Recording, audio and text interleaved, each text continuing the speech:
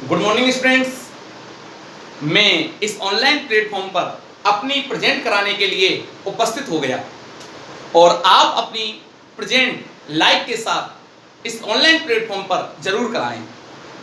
तो बच्चों, मैंने प्रीवियस लेक्चर में आपको कूलाम के नियम का सदिश निरूपण, कूलाम के नियम का सदिश निरूपण बेटा और कुछ न्यूमेरिकल्स मैंने आपको कराए थे, ठीक है ना।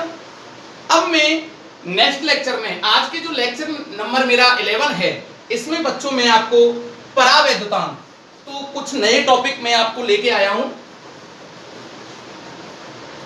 वो है बेटा परावैद्युत परावैद्युतांक।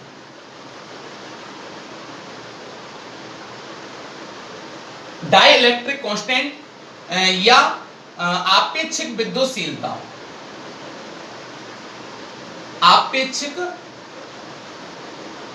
विद्युतशीलता, ठीक है बच्चों। इसको बेटा अपन एप्सिलॉन आर या के से रिप्रेजेंट करते हैं। इसको अपन किससे रिप्रेजेंट करते हैं? एप्सिलॉन आर या के से। तो देखो बेटा, परावैद्युतांक हम किसका ज्ञात करते हैं?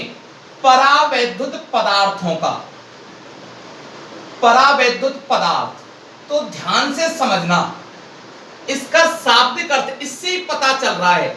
परावैद्युत मतलब इसका शाब्दिक अर्थ क्या हुआ? विद्युत से परे, जिसमें विद्युत का प्रवाह नहीं होता हो, तो वो हो गया परावैद्युत पदार्थ, ठीक है ना। तो विद्युत का प्रवाह नहीं होता हो तो ऐसे पदार्थ हमारे कौन से पदार्थ कहलाते हैं बताओ? कुचालक कह लो या अचालक कह लो, राइट बात। तो हम इसके बारे में हम परावैद्युतांक या आपेक्षिक विद्युतशीलता पढ़ने वाले हैं। और हमने प्रीवियस लेक्चर में आपको एक बात पढ़ाई थी कूलाम के नियम से कि देखो, हवा निर्वात में विद्युत बल का सूत्र क्या पढ़ाया था हमने?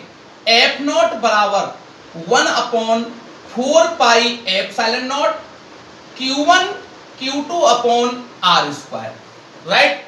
माध्यम में बेटा, माध्यम में विद्युत बल का सूत्र पढ़ाया था मैंने, Fm बराबर 1/4 pi epsilon naught epsilon r Q1 Q2 upon r square. समीकरण 1 और समीकरण 2 ध्यान रखना। तो देखो, आपको इससे पता चल रहा है, सब कुछ क्लियर हो रहा है। इसमें मैं इस राशि का भाग दे रहा हूं और इस वाले बल में मैं एक राशि एक्स्ट्रा और बढ़ गई, तो बताओ इस बल का मान कम होगा कि ज्यादा होगा? कम हो जाएगा, ठीक है ना।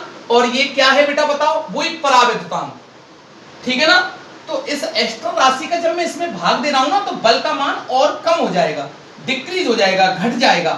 तो कहने का पर्पज क्या है कि परावैद्युत माध्यमों में विद्युत बल का मान घट जाता है।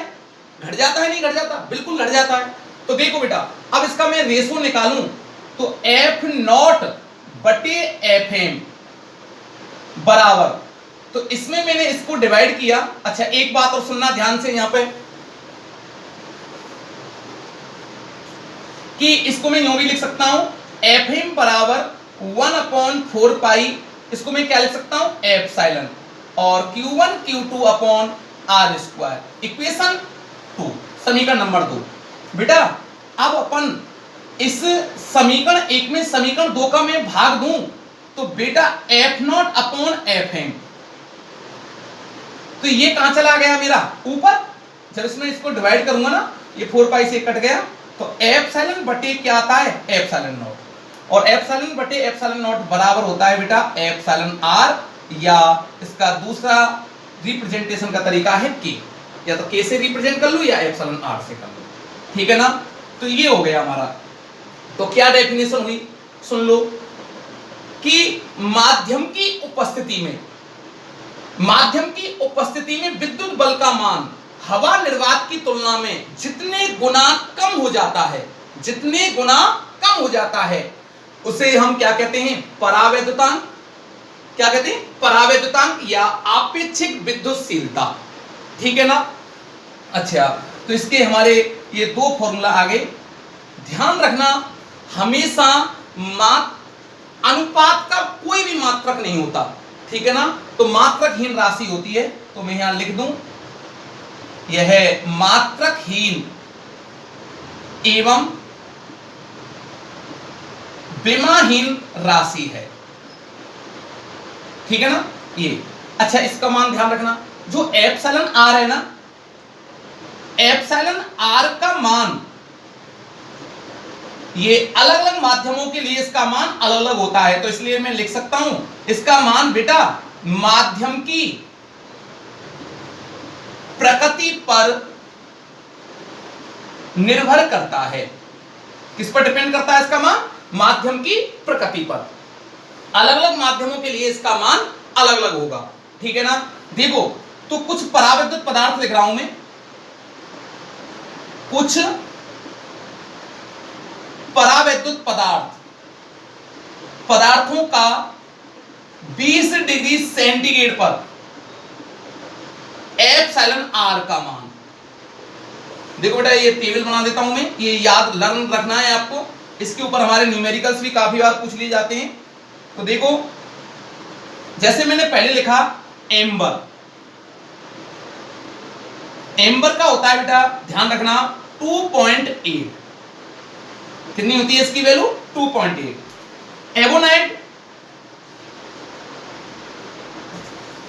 एवोनाइट का कितनी वैल्यू होती है बेटा इसकी? 2.8, राइट बात। अच्छा साहब, अब है हमारा बेटा कांच। कांच के लिए एप्सिलॉन आर की वैल्यू कितनी होती है बेटा? 5 से 10, राइट। अच्छा, कांच के लिए हो गए बेटा। अब देखो आप अगला, आप देखें निर्वात के लिए 1.0058, ये ध्यान रखें, या 5 ही रहने दो, या लगभग अप्रोक्सीमेटली इसको मैं बेटा 1 भी मान सकता हूं। निर्वात के लिए एप्सिलॉन आर की वैल्यू कितनी होती है बेटा? 1 होती है, ठीक है ना। हवा के लिए बात करें अपन, हवा के लिए बेटा एप्सिलॉन आर की वैल्यू क्या होती है बताओ? 1.0003, ठीक है ना। एक हो गया ना निर्वात हवा के लिए। तो हवा के लिए हम क्या मान सकते हैं? लगभग 1, अप्रोक्सीमेटली 1, ये 1 ही लेना है। निर्वात और हवा के लिए 1 होता है, ध्यान रखना भैया, ठीक है बेटा। तो इसीलिए तो हम लिख देते हैं, कोई भी वैल्यू हमने लिया था कि हवा निर्वात के लिए एप्सिलॉन नॉट का मान इतना होता है, के की वैल्यू इतनी होती है। क्यों लिया था? क्योंकि दोनों के लिए सेम है ये, ठीक है। निर्वात के लिए होता है 1, डायरेक्टली 1 ही होता है, ठीक है ना। और हवा के लिए कितना होता है बेटा? 1.0003, ये ध्यान रखना, राइट। अब देखो बात करें जल, शुद्ध जल। जल के लिए होता है बेटा इसका मान, शुद्ध जल के लिए 80। धातुओं की बात करें, ये इंपॉर्टेंट बात है, धातुओं के लिए इसका मान होता है अनंत। तो देखो, इनमें से आपको ये बहुत इंपॉर्टेंट है, इनमें से आप निर्वात के लिए याद रखोगे, हवा के लिए याद रखोगे और धातुओं के लिए याद रखोगे, ठीक है ना। इनके ऊपर 100% न्यूमेरिकल पूछे। देखो, पिछले सप्लीमेंट्री एग्जाम 2019 में धातुओं के ऊपर आपसे एक न्यूमेरिकल भी पूछा गया था, ठीक है। अभी मैं कराऊंगा नेक्स्ट लेक्चर में, तो ये आप नोट कर लें ढंग से, ठीक है ना। और अब हम एक यहां से एक निष्कर्ष निकल सकता है इस टेबल को देख करके कि एप्सिलॉन जो आर है ना, इसका मान एक हवा निर्वात के लिए तो क्या होता है? 1 होता है, और अन्य पदार्थों के लिए इसकी वैल्यू, अन्य पदार्थों के लिए, अन्य वस्तुओं के लिए या पदार्थों के लिए इसकी वैल्यू क्या होती है बेटा? 1 से मैक्सिमम होती है, 1 से ज्यादा होती है। ये याद रखना इस बात को, राइट।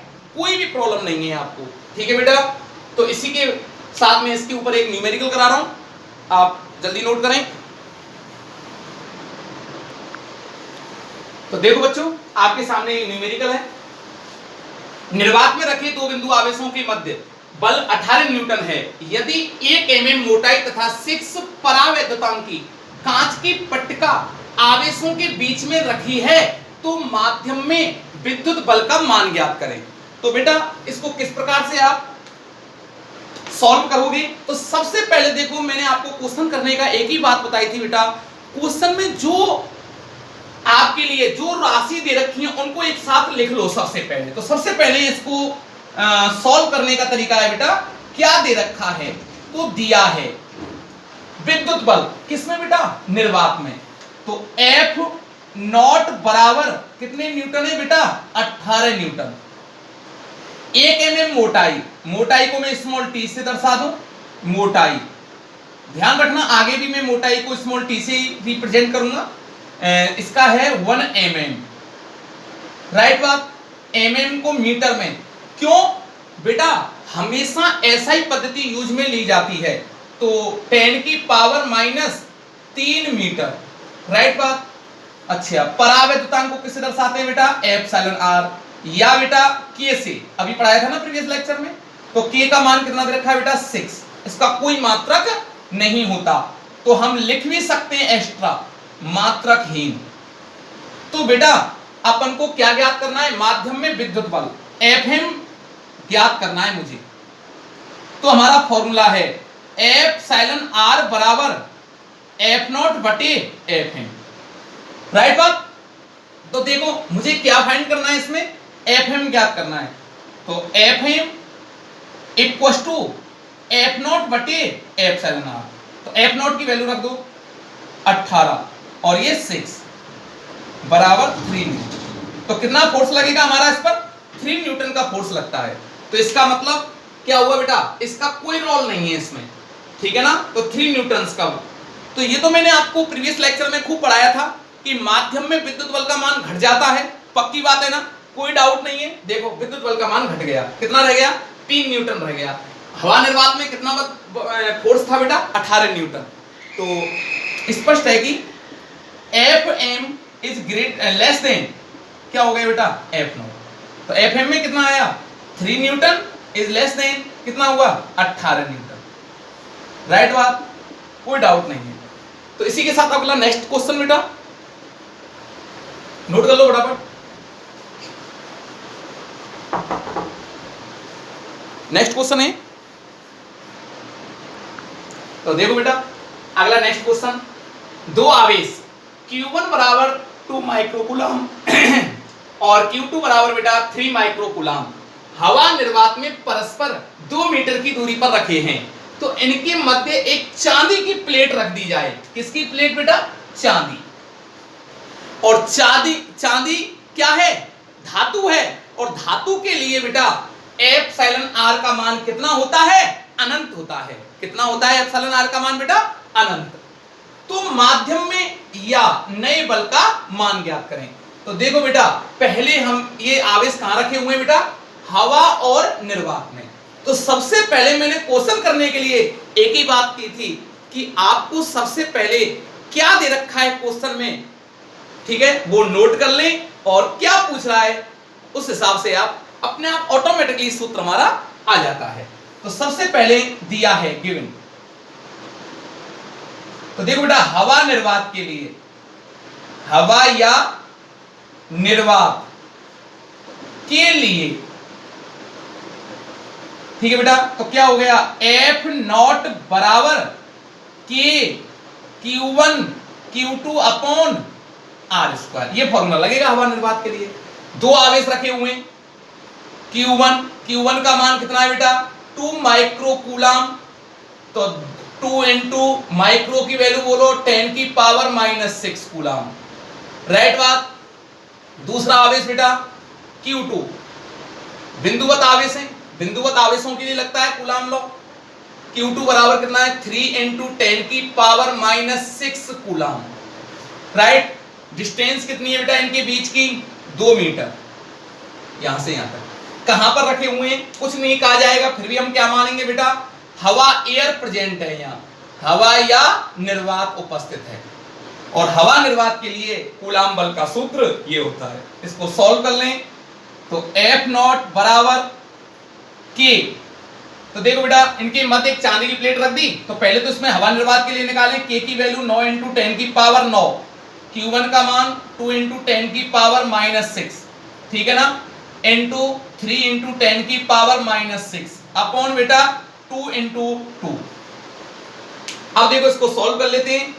2 से 2 गया और 2 से बेटा 1.5 बार, तो एफ नॉट बराबर ये कितना हो गया 9 इंटू 1.5 इंटू, अब देखो ये कितने हो गए 12 हो गए, 10 की पावर 9 इंटू 10 की पावर -12, राइट, कोई दिक्कत नहीं है। तो एफ नॉट इक्वल टू, अब देखो ये कितना बचा बेटा 4, 3 हो गए, तो ये हो गए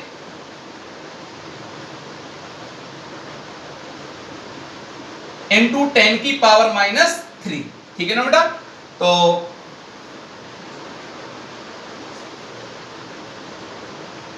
ठीक है ना, और ये कितना हो गया बेटा, किसमें आ गया न्यूटन में। ये तो आ गया किसमें, फोर्स हमने ड्राइव कर लिया, हवा निर्वात में कर लिया। अब ज्ञात करना अपन को बेटा किसमें, सेकंड केस, केस सेकंड किसमें। अब इनके मध्य में मैंने क्या रख दिया बेटा, चांदी की प्लेट रख दी, वो ये सेम दो चार्ज है हमारे Q1 और बेटा Q2, इनके बीच की डिस्टेंस भी वही है R = 2 मीटर, कोई चेंज नहीं है।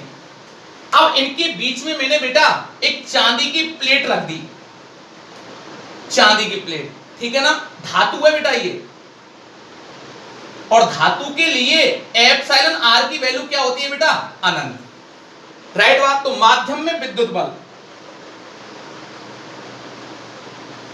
माध्यम में विद्युत बल Fm बराबर 1/4 pi epsilon naught epsilon R Q1 Q2 upon R square, right बात। ये K की वैल्यू है बेटा, ठीक है ना, किसके लिए, माध्यम के लिए। हवा निर्वात के लिए K की वैल्यू 1/4 पाई एप्सिलॉन नॉट, जिसकी वैल्यू क्या होती है 9 इंटू 10 की पावर 9, ठीक है ना।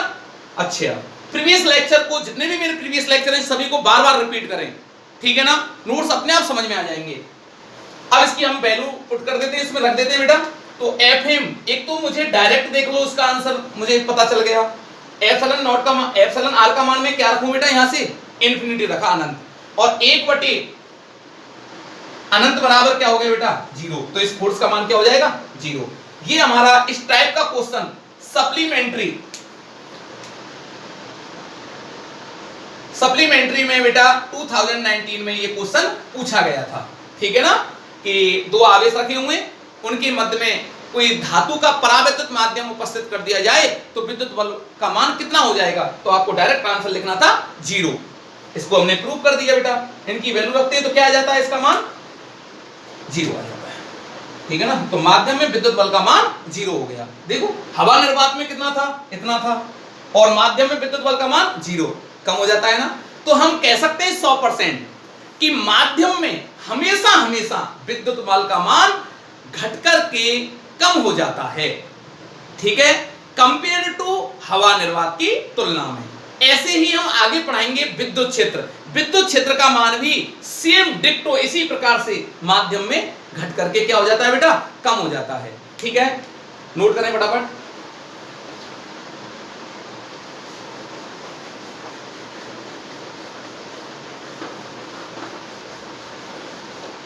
तो देखो बच्चों, अगला नेक्स्ट टॉपिक है, नेक्स्ट टॉपिक है हमारा बहुल आवेशों के कारण, बहुल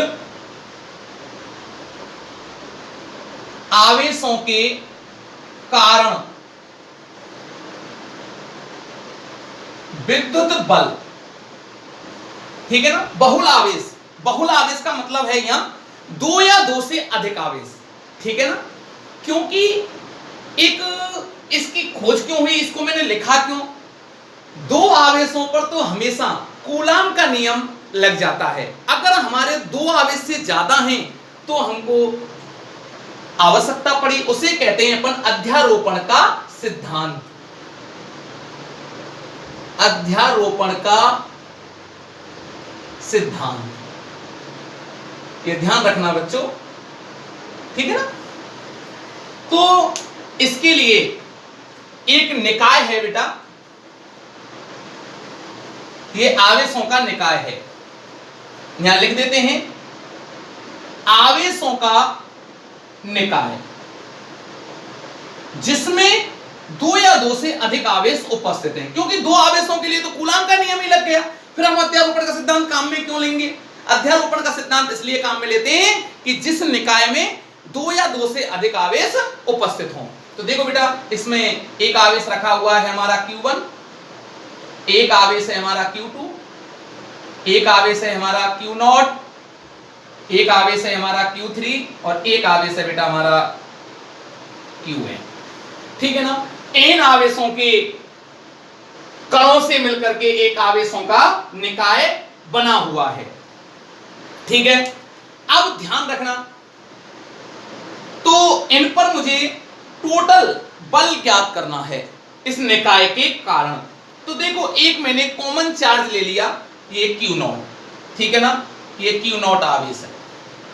तो इस आवेश पर ध्यान रखना, इस आवेश पर मान लो इस आवेश के कारण क्या करें, या आवेश के द्वारा यहाँ पे बल निकाल ले कूलाम के नियम से, राइट बात।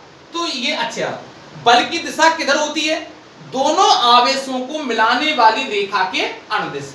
जब ये आवेश इस पर बल लगाएगा तो इस बल की दिशा बेटा ऐसे होगी, इस प्रकार से, इस साइड में होगी।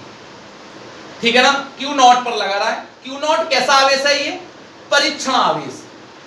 क्या होता है परीक्षण आवेश? अभी मैं पढ़ाऊंगा बेटा, परीक्षण आवेश। ठीक है ना? इस पर जो बल लगेगा, ये आवेश इस आवेश पर बल लगा रहा है तो इस प्रकार से लगेगा, इधर डायरेक्शन होगी। तो इसको मैं कैसे दर्शाऊंगा बताओ? F01 vector. ठीक है ना? अब बेटा ये आवेश इस पर बल लगाएगा। अब ये आवेश जब इस पर बल लगाएगा तो बल की डायरेक्शन कैसे होगी बताओ? इस प्रकार से होगी, ये होगी, राइट बात। कैसे दर्शाएंगे बताओ इसको? F02 vector. लेकिन ध्यान रखना, जब इन दोनों आवेशों के मध्य जो बल लग रहा है ना, उस बल को इस आवेश के द्वारा लगने वाला बल प्रभावित नहीं करेगा, बिल्कुल ध्यान रखना। अब जैसे हमारा तीसरा आवेश उपस्थित है, तीसरा आवेश और ले लें बेटा, Q3, ये ले लिया मैंने। अब ये आवेश कौन से आवेश पर फोर्स लगा रहा है बताओ? इस आवेश पर लगा रहा है। तो जो ये बल लगेगा ना, ये लगा दिया, क्या होगा बताओ? F03 vector. जो ये बल लग रहा है इस आवेश के द्वारा इस आवेश पर बल लग रहा है, उस बल को ये आवेश प्रभावित नहीं करेगा। ये ध्यान रखना इस बात को, ठीक है ना? इसी प्रकार ये आवेश n कणों से मिलकर बना है और उस पर आवेश है Qn। तो इसके द्वारा लगने वाला बल क्या होगा? ये होगा। क्या लिखेंगे बताओ बेटा? F0n वेक्टर, राइट बात, कोई दिक्कत वाली बात नहीं है। अच्छा, बल कैसी राशि है? सदिश राशि है। धन आवेश होता है, धन आवेश के कारण जो डायरेक्शन होती है फोर्स की, वो हमेशा उससे परे होती है, ठीक है ना? मिलाने वाली रेखा के अनुदिश होती है, याद रखना, मतलब परे की ओर। अगर नेगेटिव चार्ज होता तो आवेश, इन पर जो फोर्स लगता वो उसी आवेश की ओर लगता। समझ में आ गई ना? अगर यहाँ पे नेगेटिव चार्ज होता तो ये फोर्स कैसे लगता बेटा? इस आवेश की ओर ही लगता। और धनावेश से कैसे लगता है? मिलाने वाली रेखा के परे, दूर की ओर लगता है हमेशा। कहां की ओर लगता है बेटा? दूर की ओर। बल सदिश राशि है।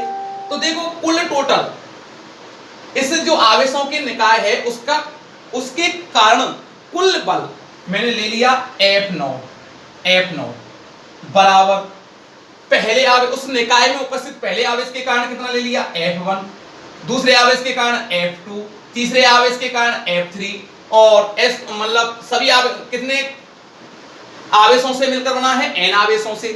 तो n आवेशों के कारण F है। तो सभी का क्या, कैसी राशि है बेटा? बल सदिश राशि है। तो सदिश vector plus plus dot dot dot plus F है, ये हो गया। तो क्या डेफिनेशन बनी?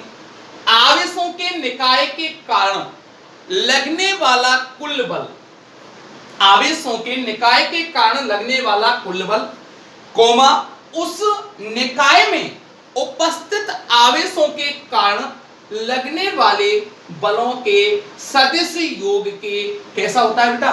तुल्य होता है। यही अध्यारोपण का सिद्धांत है। कोई दिक्कत वाली बात नहीं है। बताओ कोई दिक्कत है तो बेटा? अच्छा, ठीक है ना? एक बात ध्यान रखना यहाँ पे, इस टॉपिक के ऊपर ज्यादातर हमसे आंकिक क्वेश्चन पूछे जाते हैं, न्यूमेरिकल पूछे जाते हैं बेटा। ठीक है ना, आंकिक प्रश्न इसके ऊपर मैं कराऊंगा। एक नोट है यहाँ स्पेशल नोट, उसमें ध्यान रखना कभी कभार एक विशिष्ट परिस्थितियों में सदिश राशि है, सदिश राशियों के लिए यहां पर बेटा समांतर चतुर्भुज नियम काम में लिया जाता है। ठीक है बच्चों, कौन सा नियम काम में लिया जाता है बेटा, कौन सा नियम, समांतर चतुर्भुज नियम। ठीक है ना, वेक्टर फॉर्म में। कैसे, बलों के लिए बात करूं, दो फोर्स हैं तो एफ स्क्वायर बराबर क्या होगा बेटा, F1 square plus F2 square plus 2 F1 F2 cos theta, या F बराबर under root of F1 square plus F2 square plus 2 F1 F2 cos theta. ये ध्यान रखना बेटा, ठीक है ना। एक विशिष्ट परिस्थितियों में ध्यान रखना, समांतर चतुर्भुज नियम को भी जो सदिश नियम है, ठीक है ना, वो तीन प्रकार के थे, त्रिभुज नियम, समांतर चतुर्भुज नियम और बहुभुज नियम। ठीक है ना बेटा, तो उनमें से हम समांतर चतुर्भुज नियम को काम में लेते हैं। समांतर चतुर्भुज नियम क्या है बेटा, एफ स्क्वायर बराबर F1 square plus F2 square plus 2 F1 F2 cos theta. ये यहां तक कोई दिक्कत वाली बात नहीं है। इसकी डायरेक्शन भी अपन ज्ञात करते हैं, तो वो है बेटा tan अल्फा बराबर Q sin theta upon P plus cos theta, P plus Q cos theta. ये भी ध्यान रखना है आपको। ठीक है बेटा, क्या है, tan अल्फा, डायरेक्शन, दोनों सदिशों की जब डायरेक्शन ज्ञात करनी होती है तब क्या सूत्र लगता है, tan अल्फा बराबर, अल्फा क्या है, दोनों सदिशों के बीच का एंगल, ठीक है ना, Q sin थीटा बटे P plus Q cos theta. ये ध्यान रखें आप, नोट करें फटाफट।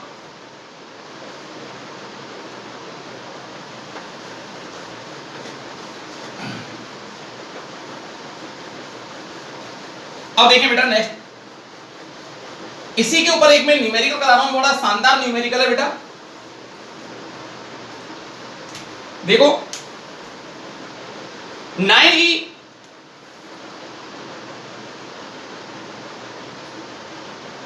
9e व 4e दो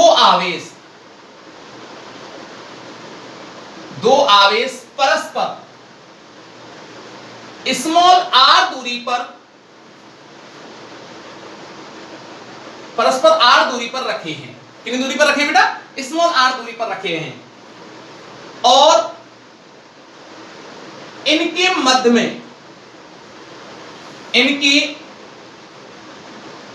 में एक अन्य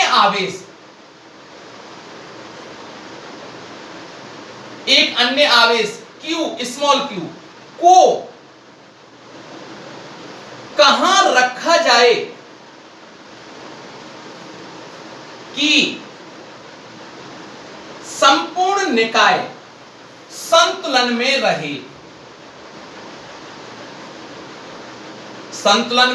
रहे। बहुत गजब का क्वेश्चन है, काफी बार राजस्थान बोर्ड में ये पूछा हुआ क्वेश्चन है। ठीक है बेटा, इन चार्जों को तो हम चेंज भी कर सकते हैं, 16e आ सकता है, 9e आ सकता है। ठीक है बेटा, ये ध्यान रखना। तो देखो ध्यान रखना, 9e और 4e के दो आवेश हैं, परस्पर स्मॉल r दूरी पर रखें। तो सबसे पहले बेटा दिया है, तो देखो बेटा पॉइंट चार्ज है दो, बहुत मस्त क्वेश्चन है। 9e पॉजिटिव है दोनों, और यहां पे भी क्या है बेटा 4e, ये भी पॉजिटिव है। कौन से बल लगाएंगे, दोनों प्रतिकर्षण बल लगाएंगे, रिपल्सन फोर्स लगेगा दोनों पर। दोनों बेटा कितनी डिस्टेंस पर रखे हुए, r दूरी पर, दोनों एक दूसरे से दूर जाना चाहेंगे। इनके बीच में एक अन्य आवेश, वो भी कैसा है बेटा, प्लस q आवेश है। कहां रखें कि निकाय संतुलन अवस्था में रहे, निकाय पर कोई फोर्स ना लगे। जब इस आवेश को मैं यहां पे रखूंगा ना, तो इन पर कोई भी बल नहीं लगना चाहिए, राइट बात। अब जैसे कि मैंने इस आवेश को बेटा यहां रख लिया, अच्छा एक बात और समझना ध्यान से, प्लस q आवेश है, ये इसको प्रतिकर्षित करेगा, ये भी इसको प्रतिकर्षित करेगा। तो ज्यादा परिमाण का कौन सा आवेश है इनमें से, ये है, और कम परिमाण का ये है। तो इस आवेश को किधर रखना होगा, कम परिमाण की तरफ। बात समझ में आई ना, किधर रखना पड़ेगा, कम परिमाण की तरफ। तो मैंने मान लिया कि इस आवेश को मैंने यहां रख दिया, यहां पर इसका भी कोई बल नहीं लग रहा है इस पर, और इसका भी कोई बल नहीं लग रहा, ठीक है ना।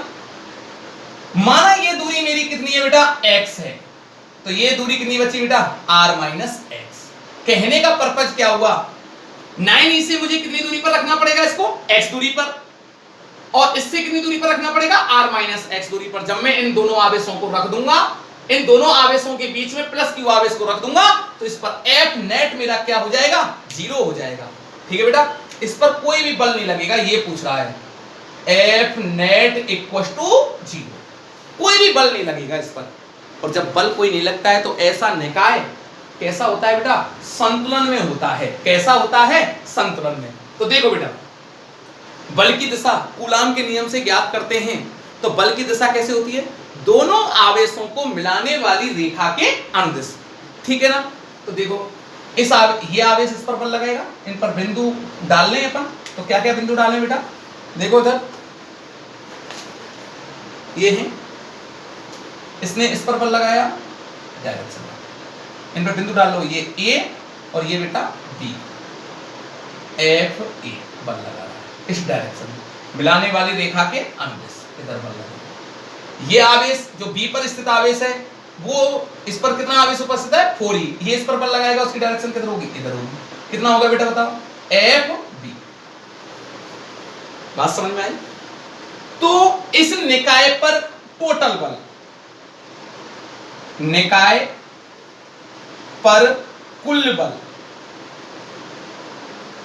बल क्या होगा बेटा, F बराबर F A।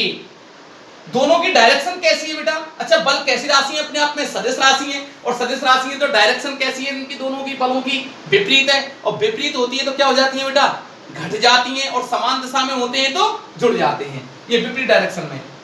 Fa minus Fb, क्योंकि ये कौन सी दिशा में बेटा, विपरीत दिशा में है दोनों बल। कौन सी दिशा में बेटा, विपरीत दिशा में। अच्छा अब आपका क्वेश्चन बनता है कि सर आपने Fa माइनस Fb क्यों किया, Fb माइनस Fa क्यों नहीं किया। बेटा आपको पता है इनमें से कौन सा आवेश बड़े परिमाण का है, 9e वाला, और ये कैसे परिमाण का है, छोटे परिमाण का है 4e, और ये कैसे परिमाण का है, बड़े परिमाण का है। तो इसके द्वारा लगने वाला बल ज्यादा होगा, इसके द्वारा लगने वाला बल कम होगा, तो जो ज्यादा होगा उसमें से कम वाले को घटा देंगे, राइट बात। तो F बराबर, अच्छा अपन को निकाय को किस में रखना है, संतुलन में, संतुलन में रहे, ये लिखा हुआ है ना, किस में रहे बेटा, संतुलन में रहे। तो संतुलन के लिए, संतुलन की अवस्था में, और संतुलन की अवस्था में बेटा F नेट बराबर क्या हो जाएगा, F नेट बराबर